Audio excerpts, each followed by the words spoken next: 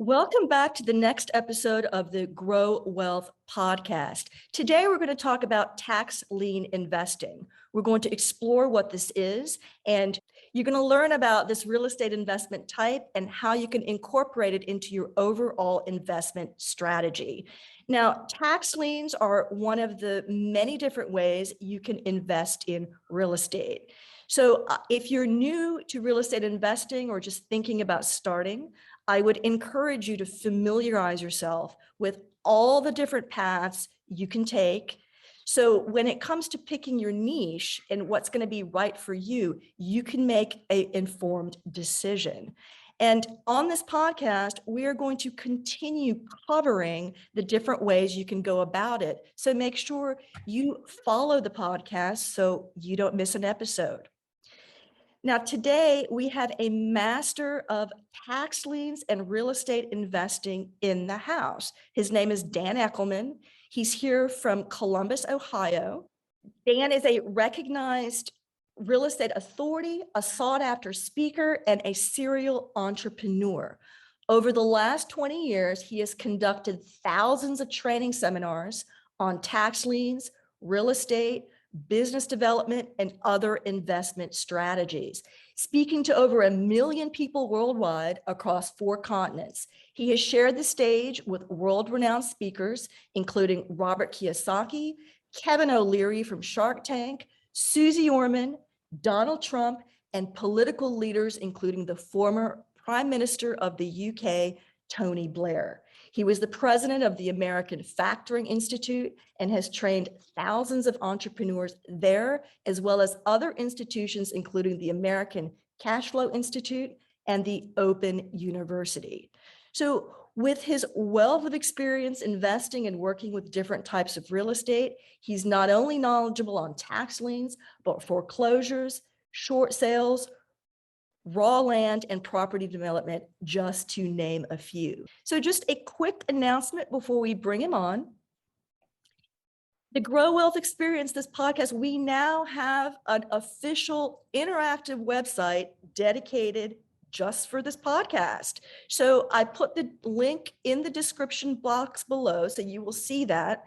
And when you're done listening to this episode, I want to hear from you. Send me your comments. Tell me, is tax lien investing for you? And you can also leave me a voicemail. So if you have any questions about how to get started in real estate investing through my company, Grow Wealth Group, if you have questions on tax liens or any other questions, leave me a voicemail. Welcome to the episode, Dan. Hi, Aisha. Thank you so much for having me on board here and inviting me to your podcast. I really appreciate it, and happy to share any and all the great wealth of information that I possess on tax liens. Fantastic.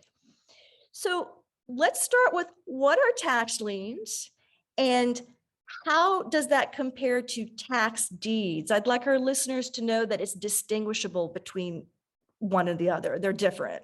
Okay, yes, they're similar, but they are different. First of all, let's talk about what a tax lien is. A tax lien is a lien placed against a property for non-payment of taxes. Tax liens have been around for hundreds of years, since before our Constitution, so it's nothing new. A lot of people just don't know about it. We only know what we were taught in school, and people have to kind of branch out a little bit further and beyond to figure out what real estate investment or whatever investment they want to get into. Tax liens have been around for a long time. So again, a tax lien is a lien placed against a property for non-payment of taxes. In the United States of America, if you own a piece of property, you owe property taxes on it. If you don't pay your property taxes when they're due, you're going to get a certified letter from your county stating you're in default and a lien has been placed on your property. At that point, then in that particular county, you have the opportunity to be able to pay your property taxes off in what's called a redemption period or a grace period. However, what happens is the state conducts or government agency itself conducts tax liens for delinquent taxes on real estate in each and every county. We have over 3,000 counties in the United States of America. So when you default and they put that tax lien certificate together, basically is what it's called. When you default, they take your property tax debt and turn it into what's called a tax lien certificate. Then the county will take that certificate and sell it. They can sell to anybody who wants to buy it any investor in the world can invest in tax lien certificates. Again, we have over 3,000 counties in the United States of America, and anybody can invest in any tax lien certificate in any county, anytime, anywhere. Now, quick to your answer there, the difference between a property tax lien and a tax deed. In the United States of America, about half of the states are considered tax lien states. The other half are considered tax deed states. There's about 5 to 7 or so states that also will sell tax liens and tax deeds at the same time. Tax liens, again, a lien placed against your property for non-payment of taxes. So they will take it and turn it into a tax lien certificate, like I said, and sell it to an investor. You can earn 24 to 36% return on your money when you invest in a tax lien certificate. When do you get paid? You get paid when the property owner ends up paying their property tax. And as I said, in each and every county, in each and every state, there's what's called a redemption period, a grace period. For example, in Ohio, we have a 1-year redemption period, which means after I default on my property taxes and I receive that certified letter from the county stating that I've defaulted and there's a lien been placed on my property. They've taken it and they've taken the property tax debt and turned it to a tax lien certificate. If you're the investor, you come along and you want to buy that particular tax lien certificate, all you're doing is paying my property taxes for me exactly what I owe to the county. So if I owe $2,000 worth of property taxes, I don't pay my property tax. It goes into default. Then the county puts a lien on the property and they create that and they take that $2,000 property tax debt, turn it to a tax lien certificate. You then go to the county and you buy directly from the county that tax lien certificate for $2,000. So what you're doing is you're keeping cash flow running through the county, through the system, so they can pay the fire departments, the police departments, the road systems, the schools, taxes that need to be paid. That keeps cash flow running through the county. And as soon as you pay my property taxes for me by buying that property tax debt, then you own that particular certificate. So all you've done is pay my property taxes for me. When I end up paying my property taxes back, whenever that is, and like I said, in Ohio, it's a 1-year redemption period, which means I have 1 year to pay my property taxes back. Within that time period, I have to pay what I owe of $2,000, if that's a number that I owe. Plus, I have to pay penalties for paying it late, and I also have to pay the interest rate mandated by that state. So each and every state in the United States of America has a different interest rate mandated by that state. Ohio, for example, is 18% return, which is a good interest rate. So when I pay back the principal of what I owe for my property taxes of $2,000, I also pay the penalty for paying it late. I also have to pay that interest rate mandated by my state. Each and every single day that goes by that I don't pay my property taxes, I don't care if the stock market has crashed. I don't care if there's terrorism. I don't care if there's a tsunami. Whatever it might be in the world or even the financial market is completely irrelevant. You make money every single day that I don't pay my property taxes, no matter what happens in the market or the economy or the world. Every single day that goes by, I don't pay my property taxes. You're earning money every single day. So as soon as I pay my property taxes that I owe, the penalty and interest, I pay directly to the county. You, as a tax lien certificate investor, will never meet me. You'll never meet the property owner. You'll never meet anybody who owes their property taxes. You'll never have a phone call with them. You won't have an email with them. You always will only deal with the county. I only pay the county. So once I pay the county what I owe, my principal, interest, and penalty, then as soon as I pay that to them, they just email you the check of the principal of $2,000 that you paid for my property taxes, plus the penalty that I had to pay the county, plus the interest rate mandated by my state that I had to pay. All of that money goes to you right to your mailbox. The county does not take a piece of that. They don't take any of the penalty. They don't take any of the interest. They've already made their money. So basically what the county is doing is they're kind of factoring that particular property tax debt by keeping cash flow running through the system. So what you're doing is you're paying it for me, is all you're doing. So as soon as that's done, the county's happy. They got the property tax paid, everything's good. But as soon as I pay mine, then they just forward the check right to you. So you get 18% return per annum on the property tax debt that I owe $2,000 plus the penalties that I had to pay for being late. Now, that's tax liens. On tax deeds are a little bit different. In a tax deed state, if you don't pay your property taxes, then the county will simply just auction off the deed to your property, and they typically do it right online. They just will auction it off, period. You will then have a grace period to be able to go back and purchase that deed back, basically, by paying your property taxes. However, if you're in the position where you can't pay your mortgage or you can't pay your property taxes, the chance of you being able to pay all that back are pretty slim. So when it comes to property deeds, you can pretty much buy a property deed for about 25 cents on the dollar. So if it's a $200,000 house, you're buying that deed at an online auction for 50 grand. And that house is 100% yours at that point. Now we have to talk about the liens that are involved anyway. That might be additional liens on the property. So I hope that kind of distinguishes the difference between a tax lien and a tax deed. In a tax lien situation, you're going to get a return on your money.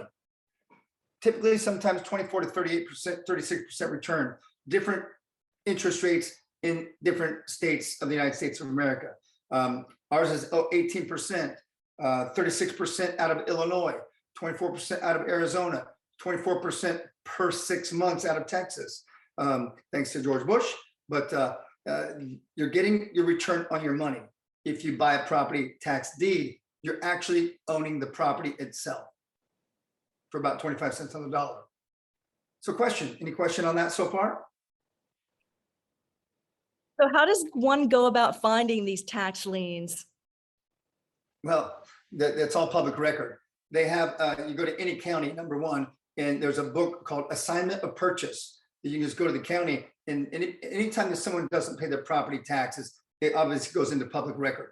And it's called Assignment of Purchase, book about that thick. You can just go into your county recorder's office and you can take a look at the property taxes that are available.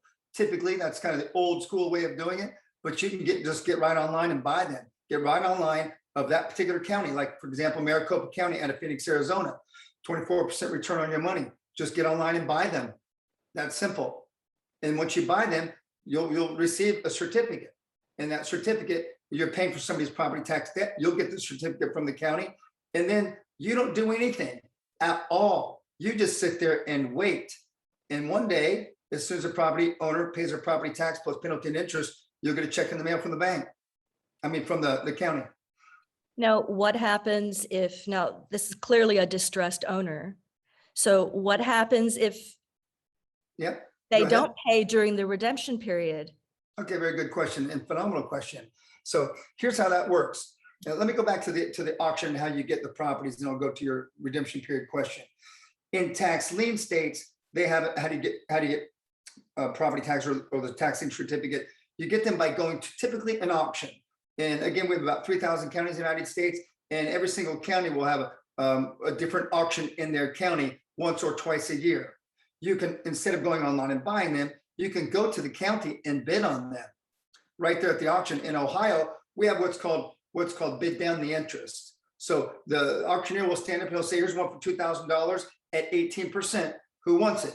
Everybody raises their hands. Who wants it at 17.5%? 17, 16, 15. We will bid down the interest and start bidding on it. And then whoever's hand is left up, whatever interest rate it's bid down to, you own that certificate for that particular interest rate. There's also random bidding, where you'll go to the auction, a computer will just randomly spit it out, your name, and it's your turn to bid. And there are other states that have it's a bid up process. So in other words, they'll say, here's one for $2,000 at 18%. Who wants it for $2,000 at 18%? And everybody raise their hands. Who wants it for $2,200, $2,500, $3,000 at 18%? So then you have to pay the county that much money. So that's kind of how they make their money as well during that process. Now, the redemption period is a great question. So what I like to do is do a little bit of a screen share with you to kind of show you what this looks like. So here's the process. Again, this is the state of Iowa, for example. They have a 24% return on your money when you buy a tax lien certificate in the state of Iowa. Bob over here has a house worth $250,000 fair market value. The redemption period is 1 year to catch up and pay his property taxes. He didn't pay his property taxes. Well, he owes $1,800 in property taxes, and he's got a mortgage on the property for $175,000. He didn't pay his property taxes. Therefore, Mike, the investor over here, comes along and wants to buy that certificate for $1,800, the exact amount of property taxes that Bob owes the county. He buys that taxing certificate by paying the property taxes and earns a 24% return on his money. As soon as Bob pays the county what he owes of $1,800, as I said, plus penalty and interest, then the county simply writes a check right to Mike and sends it right to his mailbox. And Mike just made 600% more than any bank account's going to pay him. So now let's talk about the redemption period. In each and every state in the United States, there's a different redemption period in each and every state. Most are 1 to 2 years. But as it says, 92% will pay by the end of their redemption period. That was However, one of my questions. Yeah. So a redemption period is no more than a grace period. Like I said, they have in Ohio, we have 1 year to catch up and pay our property taxes. A lot of problems with people when they're in default of their mortgage, for example, what are they going to pay first? Their mortgage or their tax or their tax. If they can't pay their mortgage, then they surely can't pay their taxes, right? Then they go into default. So they have that redemption period. So now let's take a look at this. It's a very important slide, probably one of the most important slides that I cover when I talk on tax liens. And I'm going to kind of read it and explain it to you. It says that Tax C 3205 states that tax lien takes priority over the claim of any person whose property is encumbered by the lien, by tax lien, and over the claim of any holder of a lien on the property, whether or not the lien existed before the attachment of the tax lien. So let me kind of explain to you what that means.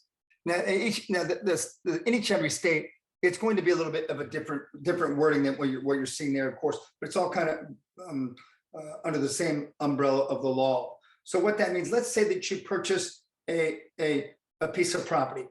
And what happens is once you purchase a piece of property, you get a mortgage on the property. Then the bank will put a lien on your property in case you default, that they can foreclose on your property. So one thing that people don't understand and realize how banking works, and they don't realize how mortgages work, and what happens at the title company when you walk in there at that closing and you sign those documents, about that thick of documents to own your piece of property, that you don't read one word of it. The title officer just says, sign here, sign here, sign here, sign here. I always ask people at this point, if you have a mortgage on a piece of property, who owns the property? You or the bank? You own the property. Your name's on the deed. All the bank did was they sold you money at a certain interest rate just in case you default. The banks are not in the business to own property. It's too much liability for them. So they're just selling you money is all they're doing. But all those documents right there it kind of waives your rights to your property in case you default, then they can foreclose on the property. However, what this states here is if you go out and get a piece of property, get a mortgage on it, and they file a lien on it, the bank is in a lien position, right? In a first lien position by law, unless there are other liens on it, but that puts them in what's called a first lien position. Let's say that the next year goes by and you decide that you want to build a pool in your backyard. Might cost you, I don't know what pools cost, maybe $100,000 to build an extravagant pool in your backyard. Then you need to go get a lien. You need to go get a loan. Then what happens if you go to a mortgage brokering company or you go back to a bank and you say, I'd like to borrow against my equity here, and I'd like to get a $100,000 loan using my property as collateral. That particular institution will also put a lien on your property. They will be in what's called a second lien position behind the banker who gave you the mortgage. Maybe another year goes by, you have some medical issues, you need another couple $100,000. You go back, get a loan using your property as collateral, you get a third loan. That institution will be in a third lien position behind the bank and behind the lien you got for the pool. So what dictates lien positioning is simply by date of recording. Here's what this law says.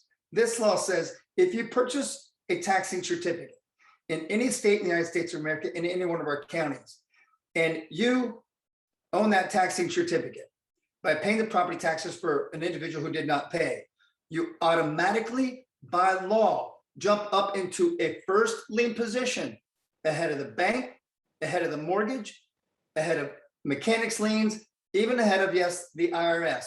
You're automatically in a first lien position by law. So where does that take us?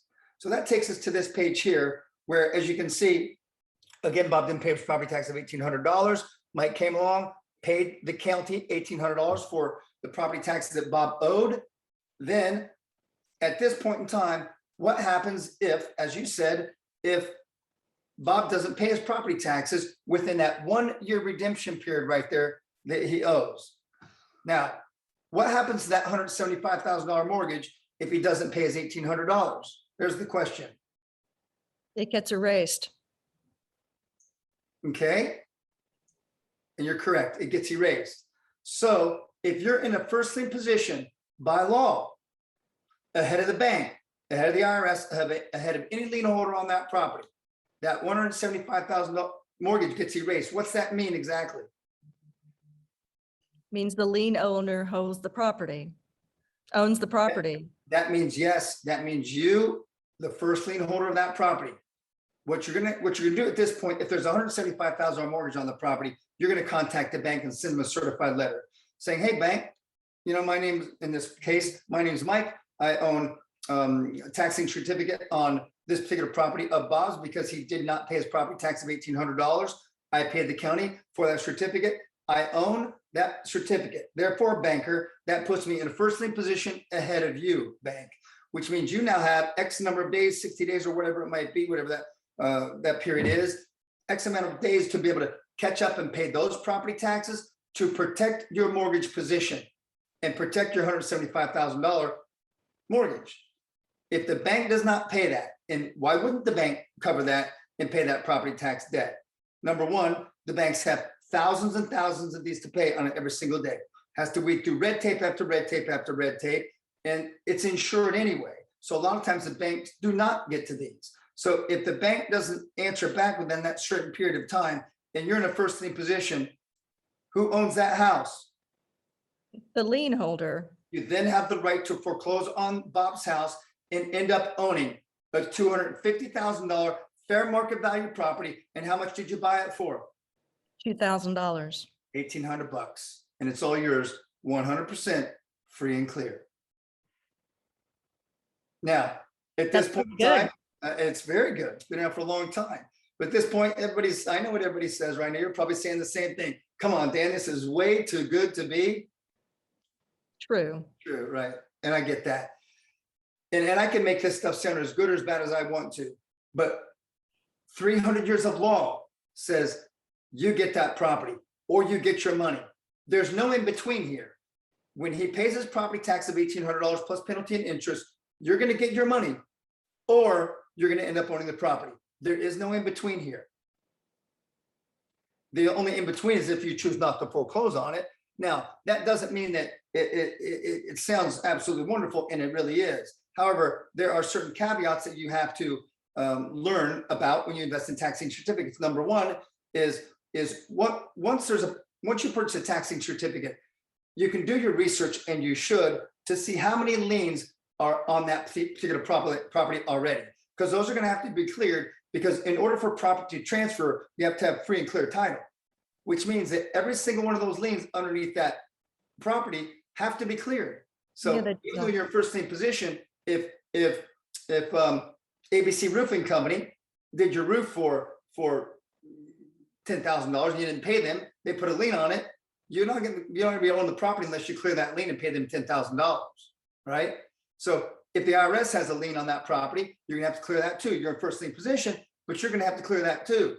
All the liens below that, you're going to have to clear it. So do enough due diligence to know what type of liens are underneath that. If you've got a list of 100 liens under there, and it equals end up not having really a value, you would want to pass on that one. But the other particular point of this is that you really have to buy these based on fair market value. Because if you buy a property tax lien, or you pay property taxes and end up owning that certificate on a piece of property on top of an Indian burial ground, on top of a toxic waste dump, 100 miles off the road, and behind some farm field somewhere, it's that you're going to have to end up selling. Because once you own that particular house, you foreclose on it, what are you going to do with it? If it's not fair marketable real estate, you're not going to sell it and get your money back. You're at a loss. You're at a loss. However, because then not only are you at a loss, you also have to start paying property taxes on that property, right? True. So always make sure it's good fair marketable real estate. Make sure that there aren't abundance of liens underneath your property. However, what you can do though is when it comes time to foreclose, and let's say you're in a first lien position, and let's say ABC lien holders in a second lien position, IRS is in third. Again, those all have to be paid. But if a year goes by and you end up owning let's say in this particular example, let's say instead of a year, there's a 3-year redemption period. Okay, another example here. And certain states have 1 year, 2 years. California thing has 6 months. But let's say it's a 3-year redemption period. Let's say you buy the taxing certificate, you're in first lien position, like I said. The next year comes along. You get what's called first right of refusal on the next year. Because if they still haven't paid their property taxes after that year, they've got 3 years to catch up and pay their property taxes, right?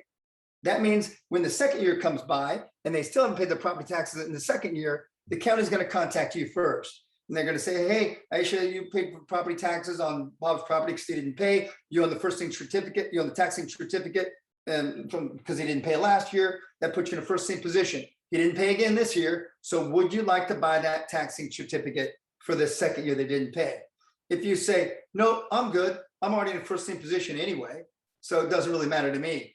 But if you do buy it in the second year, then you're going to, when he ends up paying his property taxes, yes, you're in this case, you'll still earn 24% return on your money. But if you say, no, I'm good, because in case he defaults, I'm in first lien position, I'm just going to foreclose on the property. Let's say Jim Smith over here, he buys the taxing certificate in the second year. And then the third year goes by and he still didn't pay his property taxes. The county's going to call you first. If you say, no, I'm good, they call Jim. If Jim says, no, I'm good, then they call Sally over here. Sally says, you know what? I'll buy in that third year. Now, at that point in time, why would Jim over here and Sally over here, why would they buy a taxing certificate and be in a second lien position behind you and a third lien position behind you, behind second lien behind Jim and third year behind you? Why would they do that? When you foreclose on a property, you have to clear all liens, which means you got to pay Jim over here for $1,800 plus penalty plus interest because he bought in the second year. You're also going to have to pay Sally over here, who's in the third year, who bought the taxing certificate in the third year, which puts her in third lien position. In order for property transfer, you have to have free and clear title. You've got to clear all liens. So no matter what, if you decide to pass on the foreclosure, no, I don't want it. I just want my 24% return plus penalty and interest. Jim, over here, it's up to you. You're in second year. You get the chance to foreclose on it now. Then Jim's gonna have to pay you. And if he says no, Sally's can foreclose on it. Then you and Jim both get paid your 24% interest plus your principal and the penalty. So no matter what, everybody here is going to get their money and someone's going to get the house. So if you decide to foreclose on it yourself, you got to pay Jim, you got to pay Sally, you got to clear those liens. So why wouldn't they buy it? They're guaranteed to get their money. Right. And they can get the property if you pass on the foreclosure process. Yeah? Right. Makes sense? Absolutely. So this creates a win-win situation for everybody. The property owner has more time to catch up on the property taxes. The county, they get paid so they can pay their local bills that they need to pay. The investor, you get a huge return on your money and you end up owning the property free and clear. Questions? So for someone just starting off, what are some common mistakes that people make and what should they be avoiding? Well, I think the common mistakes are not doing your property diligence. Well, let me take that back. Number one is knowledge. Knowledge is not power. Applied knowledge is power. You have to do something with what you learn, or it's going to do nothing for you. You have to learn how to invest in taxing certificates. You've got to learn the background of taxing, the history of it. And you have to learn what states work best with you and what states are the greatest return on your money. So that's pretty important. The next thing that you need to understand is to buy into smaller counties, because when it goes to those auctions, if you go to an auction, for example, you're really bidding against banks with a lot of money. So the banks are out there sweeping up these tax liens, but they only go to auctions of 250,000 population and above.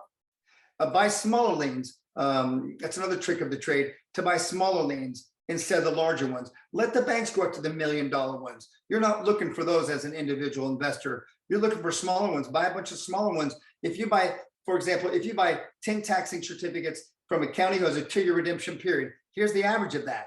5 of them will pay off in the first year and 5 will pay off in the second year. It kind of balances itself out. But buy smaller liens, because the bankers won't even touch these unless they're $10,000 and above. Buy these that are collateralized by non-homestead properties as opposed to homestead property. Homestead property means somebody lives there. Non-homestead Nobody lives there. So you can buy these by non-homestead properties as well, where people don't live there. You don't have to necessarily foreclose on them and kick them out of their property. The other benefit of that, if you want to buy these collateralized by homestead properties where somebody actually lives there, then you can actually help that property owner by saying, look, I just bought your house here for $1,800. It's worth $250,000.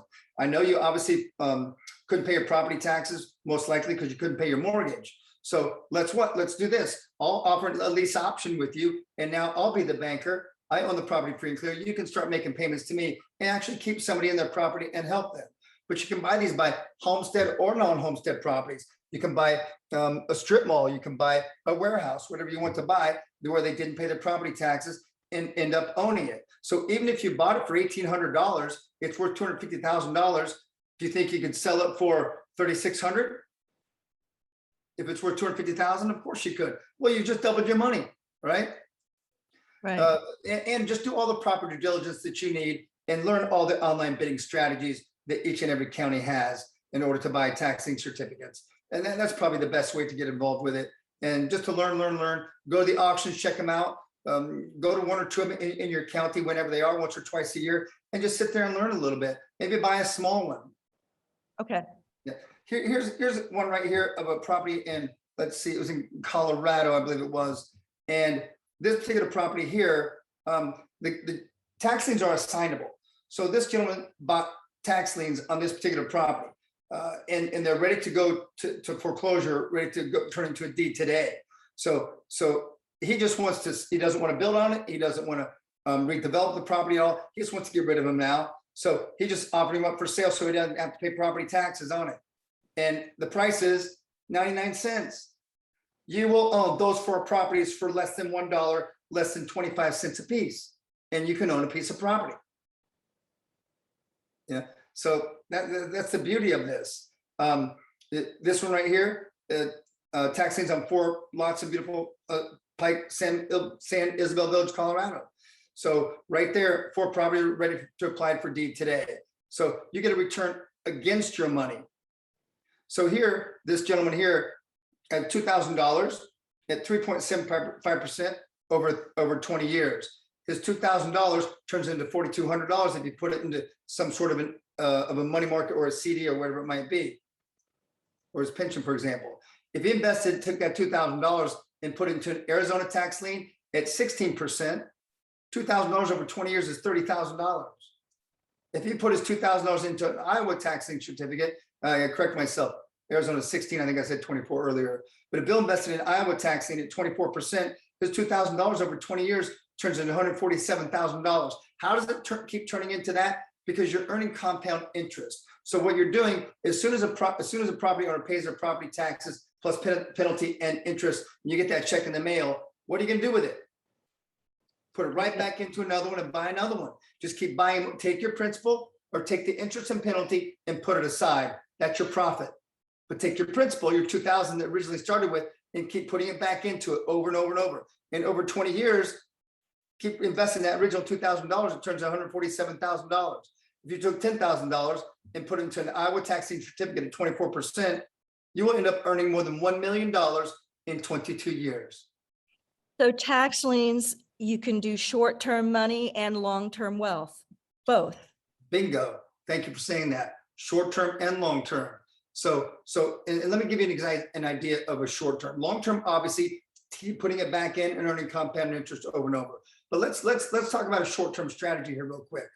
Let's say that you purchased a property tax from someone who did pay the property taxes in a state who has a 1-year redemption period, right?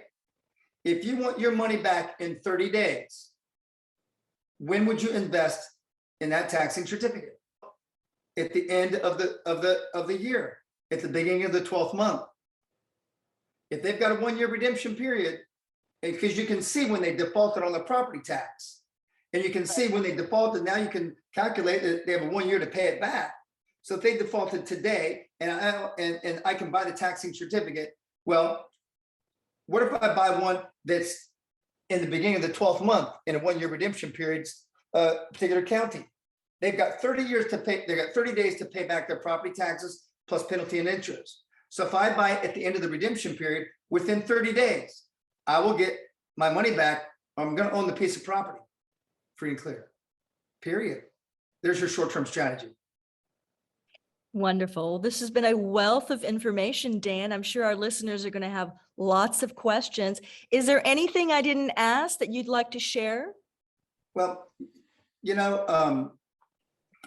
as far as everybody always asks the IRS question, I think I've covered that pretty well. That you're even in the first name position, you're ahead of the IRS. So that's important to know that. But if there, like I said, if there are liens on the property, those do have to be cleared. But the key to this whole thing is it doesn't take a lot of time. Once you learn how to do it, 15 minutes, that's it. Get online and just buy them. And then you just kick back and wait for the property owner to pay the property taxes plus penalty and interest. But again, tax liens, you can buy at a very little cost. You can buy it for $1. You can buy it for $250 for the price of a cup of Starbucks coffee. You can buy them. You can buy them for thousands of dollars. They're all different ranges, tax liens. But tax deeds, you got to have a little bit of money, because if you're buying a property even at worth $100,000, you got to have about 25 cents on the dollar. So you need about 25,000 to buy it. But if you have 25,000 and you buy the deed and it's worth 100 grand, turn around and sell it the next day for 50,000. You'll get a quick sale off of selling it for half the price, and you just doubled your money. So about 15 minutes a month, if you're just going to sit there and buy a few of them, and these kick back and wait, is really all that you need, and earn 24 to 36% return on your money.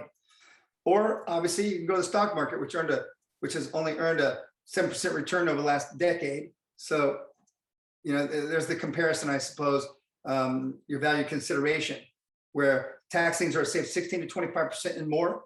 They're administered by the federal government. They're secured and backed by real estate. They're enforced by state law, and those rates are fixed.